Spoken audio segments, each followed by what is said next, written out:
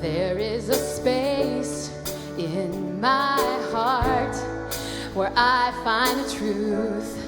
I find me in you, a truth beyond what you may see now. But when we are one, we bring more good about. No matter who or what you call yourself or where you come from, yeah, there is a place in this world with open arms right now. Welcome to love, welcome to peace, welcome to our community. Be who you are, let your light shine. We're so much more when we unite. You are welcome here. You are welcome here. See with new eyes, allow and unfold, embrace and let go. Trust the flow. There's a freedom in love when you follow your heart. Together we are stronger than we could ever be apart. No matter who or what you call yourself or where you come from, yeah, there is a place in this world with open arms right now. Come on. Welcome to love, welcome to peace, welcome to our community. Be who you are, let your light shine. We're so much more when we unite. You are welcome here. You are welcome here. Breathe in and out. Slowly feel all that surrounds you. All that you feel, all that you know. Let it go. Welcome to love, welcome to peace, welcome to our community. Be who you are, let your light shine. We're so much more when we unite. When we unite. When we unite. Yeah, yeah. When we unite. Yeah, yeah. You are welcome here. Love is welcome here. Peace is welcome here. You are welcome here.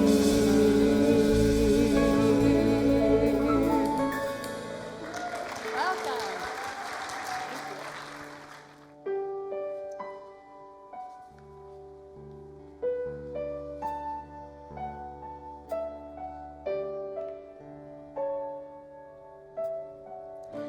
Spirit of the living God, Spirit of the living God, we only want to hear your voice. We're hanging on every word. Spirit of the living God, Spirit of the living God, we want to know you more and more. We're hanging on every word.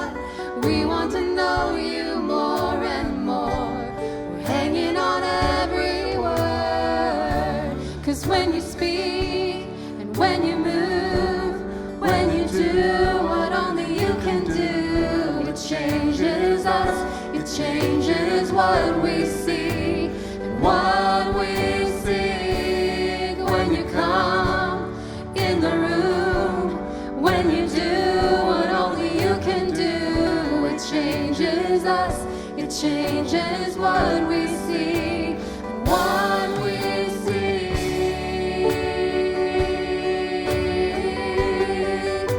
It changes everything.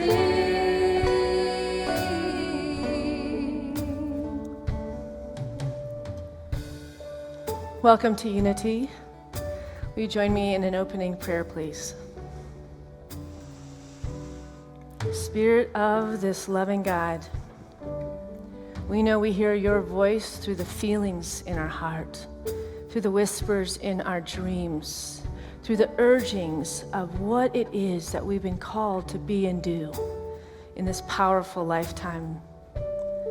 Spirit, we're open and receptive to be connected and divinely directed, as to bring healing to the areas of our lives that are no longer serving us, and opening up to all the good of this universe that is just calling our names, so that we can hear it loud enough so we may move forward into that next level of consciousness or onto the new path that will bring greater happiness, joy, and healing and love. Spirit, we give thanks for everything we have, and we have no complaints whatsoever. We want to recognize all the volunteers today, Chrissy Woods and Bo and Michelle and Sandy and all of those ushers and everyone who serves in the kitchen, that their light is taking care of this place while we all sit here and enjoy this incredible message today. We want to recognize our prayer partners and have them stand up at this time. If you're facing a challenge today, you can just stay seated in your seat at the end of the service, and they will come and find you and take you to our powerful meditation room and pray with you. They will also be holding space of prayer for you anyways throughout the entire service. They are the prayer victors. They're here to hold that holy prayer to make this room the holiest space in the universe at this moment. Spirit, we give thanks for everything that we have. Amen. If you would stand with us and sing along. Spirit of the living God, Spirit of the living God, we're leaning into all you are. Everything else can wait. Spirit of the living God, Spirit of the living God, come now and breathe upon our hearts.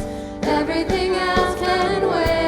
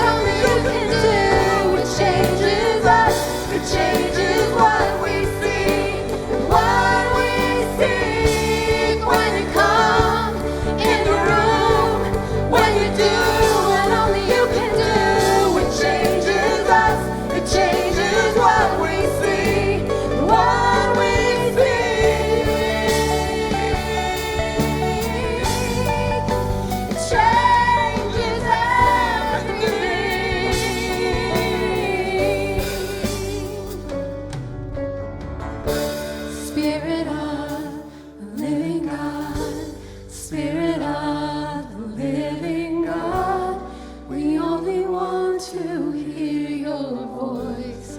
We're hanging on every word.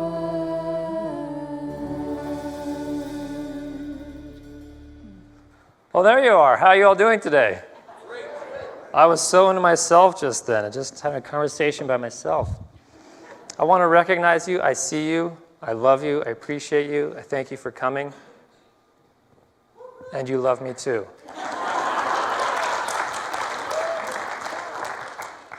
All right. Let's get going with our opening words of wisdom from cartoonist Dave Sims, who said, if you really want to do it, nothing and no one is going to stop you. If you don't really want to do it, nothing and no one is going to help you. Ouch. There's a reality check. All right, well, we're going to get into this today. For those of you that may not know, before coming here, I was a minister at Unity of Las Vegas for several years. And last Sunday, Aaron and myself were not here because we went back to Unity of Las Vegas to do our thing. Now, the reason I bring this up is because when I finished giving the talk at Unity of Las Vegas, Aaron came up to me and said, that was interesting. You don't give talks like that in Boulder. But it wasn't the topic that Erna was referring to. It was my delivery style that she was referring to. And I knew she was right because I felt a lot more comfortable writing and giving that talk than I normally do when I do it here, or when I speak here, or I prepare a talk for here. And I think that is because I'm very familiar with the congregation in Las Vegas. I know what they can handle, and I know that they know that no matter what I say up here, that I have my best interest to try to help them grow at heart, that I'm only saying things that are trying to help them grow. But when I write a talk for us here in Boulder, I have to be much more careful about trying not to bother people too much. Because for some reason in Boulder, we seem to be a bit more sensitive about being called out on our stuff. Do you think that might be true? Some of you are laughing. Some of you are already like, wait, is he going to call me out on my stuff today? I'm out of here. Get the person. Let's go. Get downstairs. Get the kids. We got to get out of here. And it was interesting that Aaron's observation was also confirmed by a couple of the volunteers at Unity of Las Vegas that came up to me in the fellowship area after the service, and they said, you know, we really miss your speaking style here. We really miss how you called us out on our stuff, and that you held us accountable, and that you pushed us to go into our uncomfortable zone to grow, and that we really were challenged each Sunday to keep going further each week, and that they missed that. But in all fairness, while I was the minister at Unity of Las Vegas, we struggled with attendance, and we did struggle with income quite often. So I will accept that it was perhaps partly due to the fact that I did have such a forward speaking style at that church. I had a very direct form of teaching, the way I taught things. And in general, people don't like being called out on their stuff. They don't like it. And I think even more so in the last few decades, we have become less tolerant of hearing what we don't want to hear. As a matter of fact, I know personally that Reverend Jack's speaking style used to be far more what I would call in your face than it is today. Has anyone else recognized that? Some people in the front row, people have been around a while? Yeah. He doesn't allow it to be as in your face today as he once did. And see, he'll get in my face, but for you guys. As you grow, you learn to get more in your own face. Okay. And not in other people's. See, he had to do that because he's learned he has to always give you an out. Because if he bothers you too much, there'll be unrest. So I appreciate you gave them an out. Anyway.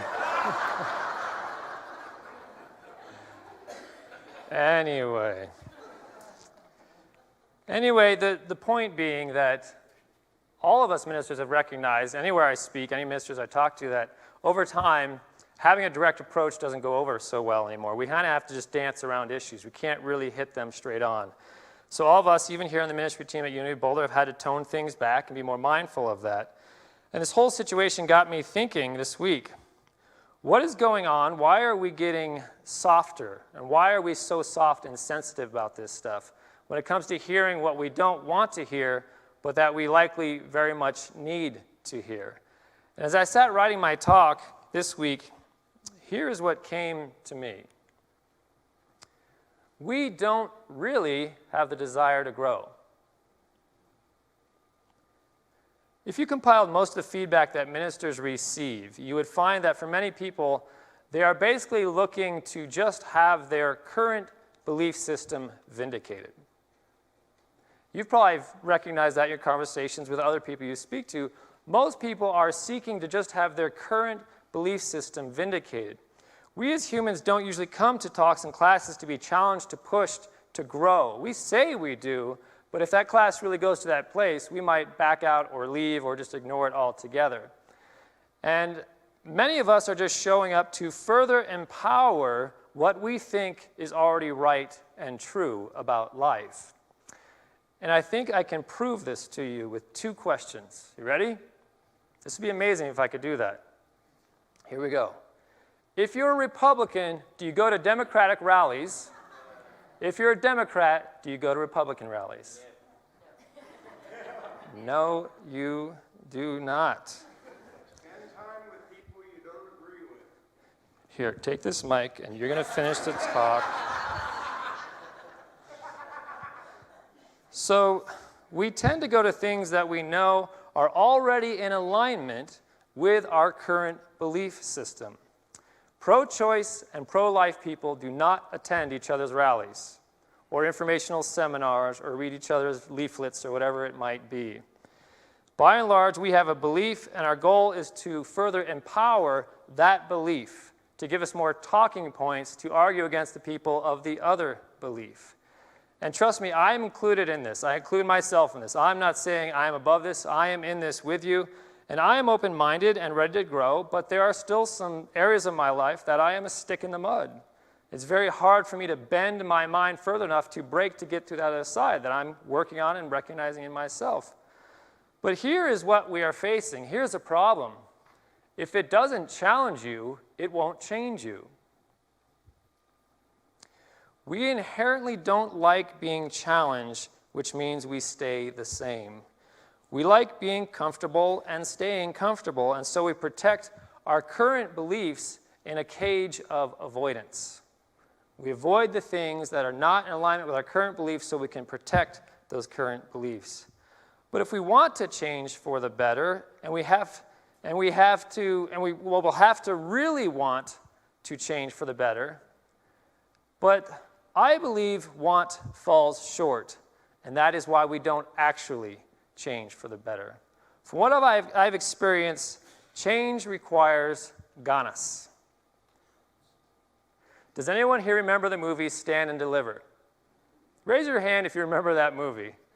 Okay, more than I thought would remember that movie. It is the true story of math teacher Jaime Escalante, played by Edward James Olmos in the movie, if you remember that. This teacher is trying to teach math to inner-city youth that seemingly already have a future of failure laid out for them. There's no chance for success. But he's the type of teacher that won't accept that concept in his classroom. And this is what he says. You're going to work harder here than you've ever worked anywhere else, and the only thing I ask from you is Ganas, which means desire. Wanting to do and be better is not enough. If we have a want for something, we may not show up tomorrow if today was really uncomfortable. Or if we didn't like today, if we just wanted it, we're not going to show up tomorrow. It requires Ganas, a deep desire for growth, to show up again tomorrow when we didn't like how uncomfortable we felt today. Does that make sense? It's going to take something more than want. You see, comfort can be a silent killer. Our striving to always be more and more comfortable in life is destroying us mentally, physically, and culturally. We don't want to be bothered because that challenges our comfort. And that is a very dangerous place for us to be, because comfort is the end of growth. Does that make sense? When you're comfortable, you stop growing. And there's an old adage about what a minister's actual job is, and this is what it says: to comfort the afflicted and afflict the comfortable. There are those who are in a place of pain, they are suffering, and that is a time when they need to be comforted, to be uplifted and empowered. And then there are those who think they get it, they have it all figured out, and they are in a place when it's time to be made uncomfortable and pushed once again. So let's switch gears a bit. Believe it or not, when I travel, like many of you, people ask what I do for a living. Has anyone else ever run into that situation? Just trying to create some relation here so we're not so separate. And so obviously I tell them that I'm a male stripper, just to see where the conversation goes. Only once in a while. Only once in a while. Usually they eventually find out I am a minister. And recently I've had two very interesting interactions with other clergy of all people. One was a young pastor who was planting a new church here in Colorado that I run into. And he was coming to Colorado specifically to fight the sin of legalized marijuana. When that went through, he got his calling that he had to come to Colorado to fight this action, this movement that was happening here. And when he heard I was ministering in Boulder, of all places, he had pity on me. He went on to inform me that Boulder is basically the epicenter of sin. And I thought that was hell, so I learned a lot in that conversation. But even more recently, I ran into a young priest, and I was facilitating a wedding in Michigan for a friend of mine, and the priest was a part of that wedding party, a very young man. And he was ministering, or he had his parish in Detroit, Michigan. And we were talking about his work in Detroit, and it came around to the fact, he said, well, where is your ministry? Where do you minister? And I told him in Boulder, Colorado, and he had something very interesting to say. He said, people in Boulder are too affluent to ever truly seek to find God. They are too busy hiking, kayaking, and entertaining themselves.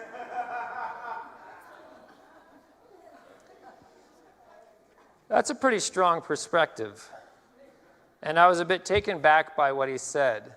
And not necessarily by the words he said, but by his delivery. It was so matter of fact, and it was so straightforward. There was no tone of judgment. There was no tone of him trying to aggravate. It was simply, this is the way it is. This is what you will face in Boulder.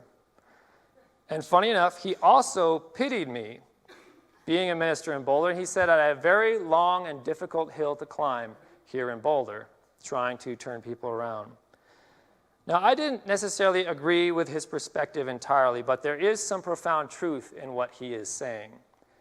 We can get comfortable in our lifestyle, and we can get so comfortable that we lose that Ganas for God. We lose that desire for God. Our things, our play, that becomes our God. Our money becomes our God. Our stuff becomes our God.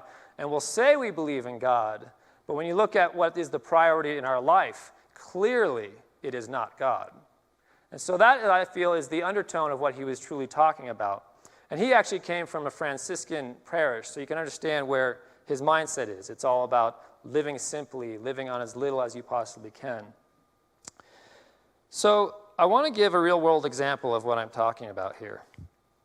Recently, I was speaking with someone who said, there is this Buddhist technique that takes several decades to master. This is what they're telling me. Presumably, this technique leads to enlightenment. That would be the point of it. But when someone finally masters this technique, likely in their old age because it's taken so long, the teacher then tells them that there's a different technique they're going to have to learn that actually brings them to enlightenment. Now, the person who was telling me all of this said, and I have decided to only study the final technique so I don't waste time with the other one. And I posed a follow-up question. Don't you think that perhaps there is a reason that students are taught the first technique for so long before they are introduced to the final technique? I'm not going to share you the response. It led into a conversation. But to want to skip the difficult parts towards growth is just that. It is a want. It is a very fleeting power. It comes and goes. When things get difficult, we bail. We drop out because it's just a want. It takes a true, deep desire to push through the difficult parts of growth, to actually experience the benefits of growth. It requires that Ganas that they're talking about in that movie. So let's look at this from the book of Matthew. Now, I want to set the scene. Jesus has just finished speaking to the multitudes, and they've dispersed and gone about their way. And he is headed up a hill to pray, just to sort of recenter himself after the experience. The disciples now are out at sea, floating about in their boat, doing what they do. And this is where we pick up. When evening came, he, Jesus, was there alone. But by this time the boat, battered by the waves, was far from the land, for the wind was against them. Now imagine the boat as the comfort for the disciples. They are comfortable in this boat. This is the everything, I got everything just how I like it, right? The water's still, everything is just how we like it. They're in that mindset. But now, life has come along and is knocking them about. Things are now getting uncomfortable, so they're hunkering down in their boat for safety. An unavoidable discomfort has come into their lives, and they now are forced to face it. It is rocking their boat, and it is unsettling, and now fear is starting to rise into their mindset, into their consciousness. And this goes on all night for them. And early in the morning, he, Christ, came walking toward them on the sea. But when the disciples saw him walking on the sea, they were terrified, saying, "It is a ghost," and they cried out in fear. Christ is the spiritual messenger. It is the spiritual message. Christ is standing amongst the seeming turmoil of life, this crazy, disruptive sea, completely unheeded by the chaos in the sea, completely still amongst the chaos, unaffected by it. But the disciples, from the comfort of their boat, looking out at the seeming chaos, they're seeing a scary world about them. Their minds are riddled with fear, and they're trying to separate themselves from the danger of out there. Do you see where this is going? They're trying to set themselves from the turmoil of the experience, and they cannot see Christ for what it is because fear has come into their mind. So now they see Christ, the Christ message, as a threat, as a ghost, as something scary coming into their lives. And this is where we go on. But immediately Jesus spoke to them and said, "Take heart, it is I. Do not be afraid." Peter answered him, "Lord, if it is you, command me to come to you on the water." He said, "Come." So Peter got out of the boat, started walking on the water, and came toward Jesus. The voice of a higher awareness is calling us out of our comfort to step into the unknown and seemingly terrifying, to face our illusion, to face our own ignorant perception, our fear, and our judgmental separation that keeps us from connecting with the rest of the people in our lives, connecting with all the experiences we might be having because we're so locked into our comfort zone. It's calling us to step out of that, to expand out of that, to grow out of that, so that we can stand calm and unaffected by what we once saw as terrifying and dangerous. So this is where we go on. But when he, Peter, noticed the strong wind, he became frightened, and beginning to sink, he cried out, "Lord, save me." Jesus immediately reached out his hand and caught him, saying to him, "You of little faith, why did you doubt?" Of course, it only takes a little difficulty for a mind whose foundation is in fear to become afraid once again.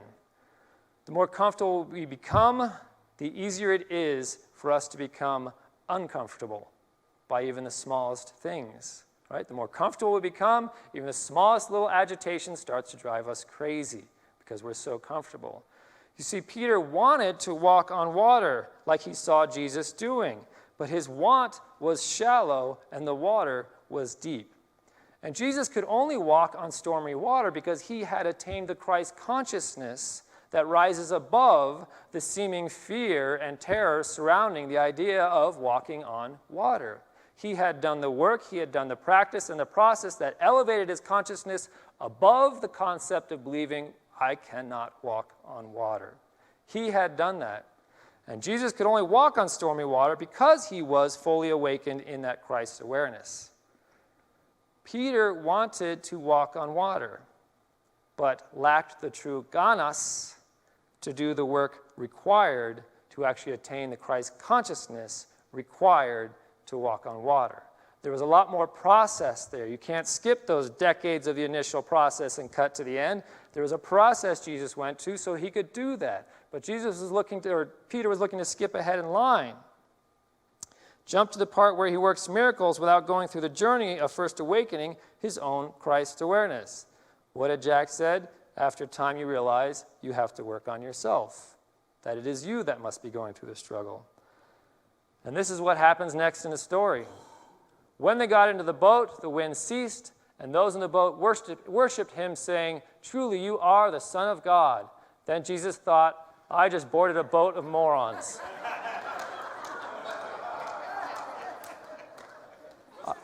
I may have taken some artistic license there in the last part, because it shows how ignorant the disciples are. After having watched this whole event unfold, that is the conclusion they come to. The lesson was not about Jesus, the only Son of God, and this amazing act he had just performed, that they should all of a sudden revere him for what he just showed them that he could do. Peter was able to walk on the water on his own. And as long as he had faith, he could also do it just fine. But when he lost faith, when that fear crept into his consciousness, he was his own undoing.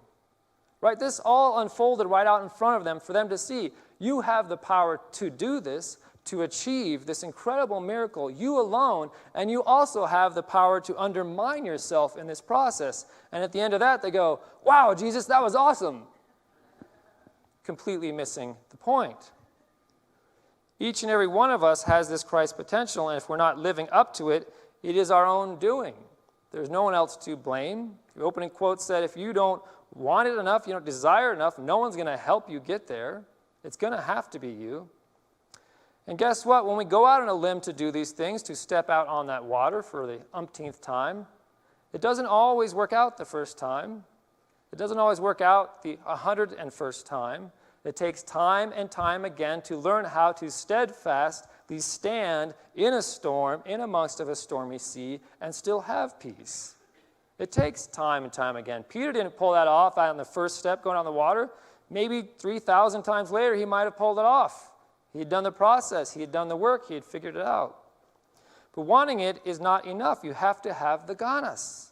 You have to have that inner desire to fuel your willpower, your power of will to push you through those difficult times, those challenges that we normally bail on, and that's when we said, I've had enough. We have to be willing to wake up every morning and say, I'm going to push forward again and again, regardless of what happened yesterday. I'm going to wake up, I'm going to pray, I'm going to meditate, I'm going to do my yoga, I'm going to do my practice, regardless of whether I think I'm getting results or not. That is what is required of me. Now, I want to finish with something I saw on the TV show Queer Eye. Does anybody watch the TV show Queer Eye? All of 4 people. Okay, good. Well, you have a new avenue of shows you can go watch. I pretty much only will watch a show if it makes me feel good. I'm only going to watch a show if it makes me feel good. I'm only going to watch a movie if it makes me feel good. I don't understand the purpose of sitting through something that leaves you feeling like garbage. I can't wrap my head around that. If I didn't laugh or have my heart warmed, why am I going through this? That makes no sense to me. So ponder that thought for a little bit. Okay. So I was watching Queer Eye, a show that always makes my heart warm, it always makes me laugh and have a good time. So here we are. This is the cast of the show. In the middle is this young gentleman in a wheelchair, and these characters around him come and they always do sort of a life makeover. Physically, the house, their mental status, everything gets maked over in the process. So we have this young man in the middle was a subject of this process. He was shot several times in the stomach, which left him paralyzed from the waist down. And you could say at that time he was living the life of a thug when it happened. But as it turned out, it turned his life completely around. He went through an incredibly painful rehabilitation process over years and years and years. And he's now a beautifully joyous person. That smile never came off his face from everything he went through after he had healed. And he's now the head of an incredible charity where he does great work for other handicapped people. But there's still a part of him holding on to the tragedy of that incident when it happened, and still holding on to the man who shot him on that day, and the man who served 6 years in prison for doing that. Now, the team of Queer Eye saw what was going on internally in this young man, and so they set up an opportunity for the two of them to meet, who had not seen each other since that day when he was shot. And it started out incredibly uncomfortable and awkward for the two of them. You could feel it watching them sit in this room, how uncomfortable and awkward it was for them.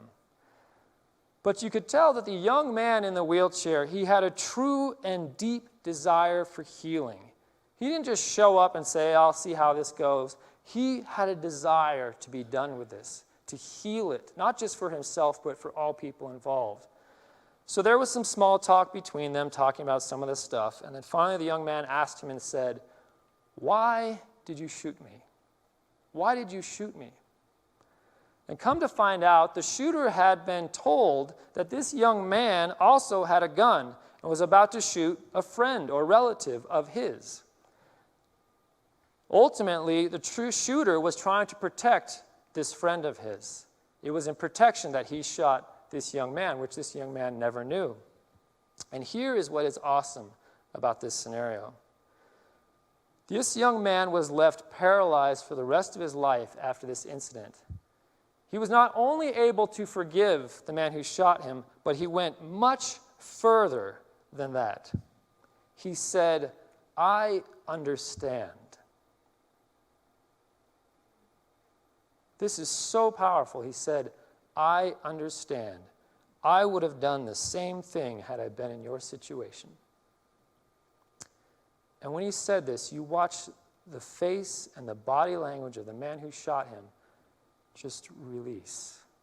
You could see the tension he had been holding for years just pour out of his body. He was not only able to forgive him, he went a step further than that because he wanted to go to true healing. Forgiveness is so many times just a surface thing we do to get out of a situation. But this man in a wheelchair was seeking true healing. He said, I understand, and I would have likely done the same thing in your situation. The shooter replies, I would have never imagined that you could understand my point of view. It's so beautiful to watch that take place. I could never have imagined that you could understand my point of view. He had received forgiveness from this young man, but understanding and relating to his perspective was far, far more powerful and impactful. Right? Because forgiveness is a high horse thing. It's I'm up here absolving you for the wrong you did. He stepped off the horse and said, we're all human. We make mistakes. Had I been given the same exact tools you'd been given in life, I probably would have done the same thing. Do you see how that just rips down the barriers between them? And now healing can take place because they've become real and humble in front of each other. No one's playing superiority over nobody else. They've both pushed through that rawness and that awkwardness and that uncomfortableness to push through the other side of humility, to sit there and say, brother, I am just like you. And what you did, I probably would have done the same thing. Real healing and growth requires much more of us than just want. I believe it requires Ganas. And that is the truth as I experience it. Thank you.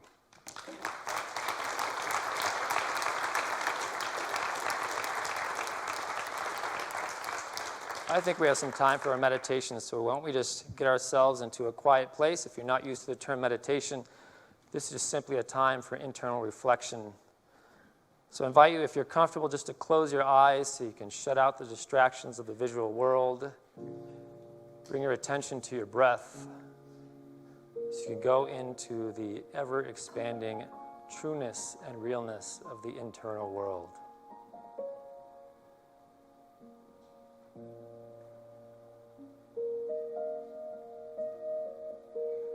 I know there are things I want in life,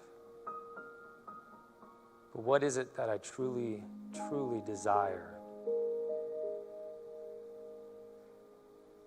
If I truly desire peace of mind,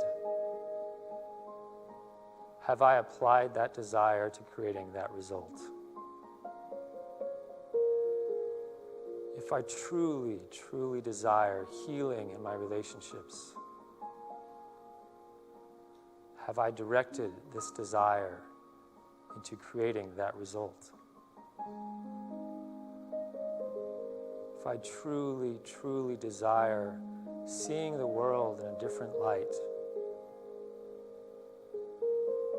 have I shifted my power and invested in directions that'll actually create that result? If I stop to look at my life today, is there a wake-up call needed about what I have been desiring and what I have been wanting? If I truly, truly desire to connect with God, to connect with the divine, does my life reflect that desire?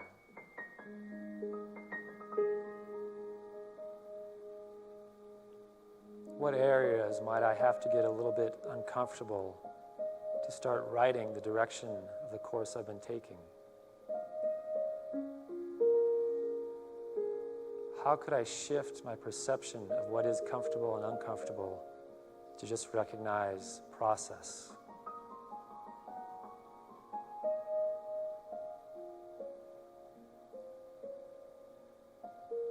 If today is the first day of the rest of my life, what choices should I think about implementing this week to set myself on the direction of my truest desire? I know my wants often speak loudest and first. But when I slow down and become still like I am now, what is it that I actually desire?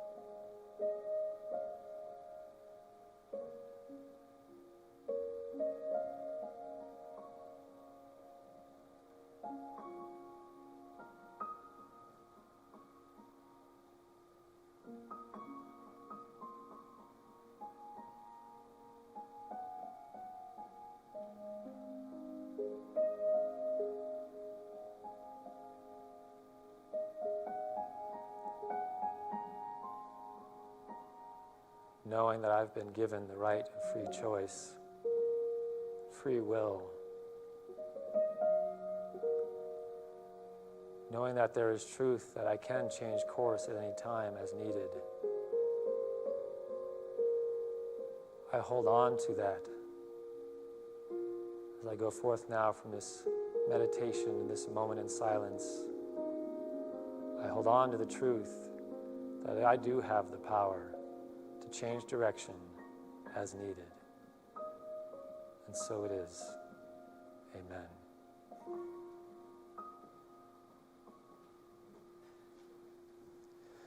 I do want to point out that Jack did mention something profound, that it was a realization I did come to at Unity of Las Vegas after conversations with him when I'd call home. There's nothing I can say up here that will change your life. When I get up here, all I can do is talk about the things I need to work on and hope that you relate and find some spark within you that is inspired by how much I'm inspired by what I'm working on. So that's all there is.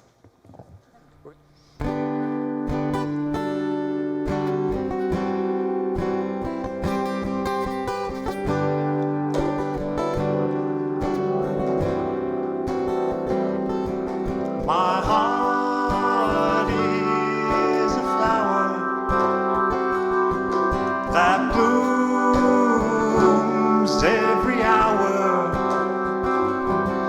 I believe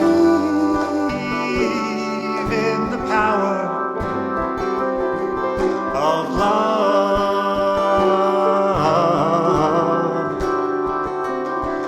Well, in this lonesome meadow, it's soft as a pillow. Oh, I pray that we'll go back to love.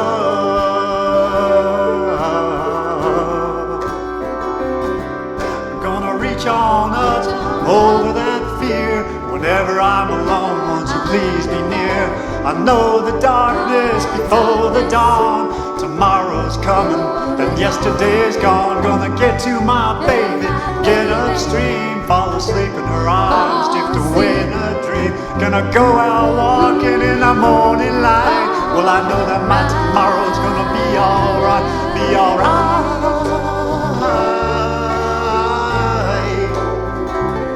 Be alright.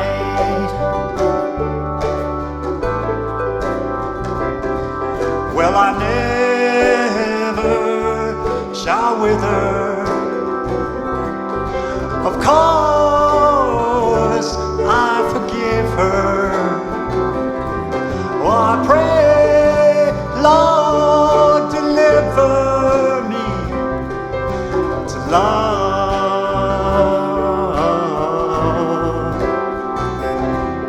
Gonna reach on up over that fear. Whenever I'm alone, won't you please be near? I know that darkness before the dawn. Tomorrow's coming and yesterday's gone. Gonna get to my baby, get upstream, fall asleep in her arms, drift away in a dream. Gonna go out walking in the morning light. I know that my tomorrow's gonna be alright, be alright.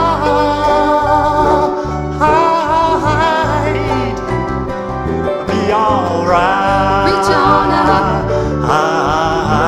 Never I'm alone. Be alright. Reach on up. Yeah, yeah. Never I'm alone. Be alright. Reach on up. Yeah. Right. My heart is a flower that blooms every hour. I believe in the power of love,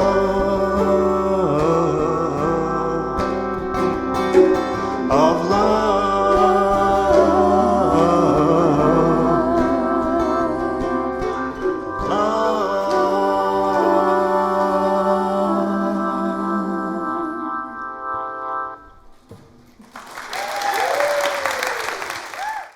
We have a special guest today. This is Michelle Roll from Las Vegas. She's at the Unity out there, and so she's going to sing a little intro to our closing song before we go. There was a time in my life I thought I had to do it all for myself. I didn't know the grace of God was sufficient. I didn't know the love of God was at hand. But now I can say, if you are discouraged, struggling just to make it through another day, you gotta let it go. Let it all go. And this is what we have to say. 3, 4. I release and I let go. I let the Spirit run my life, and my heart is open wide. Yes, I'm only here for God. No more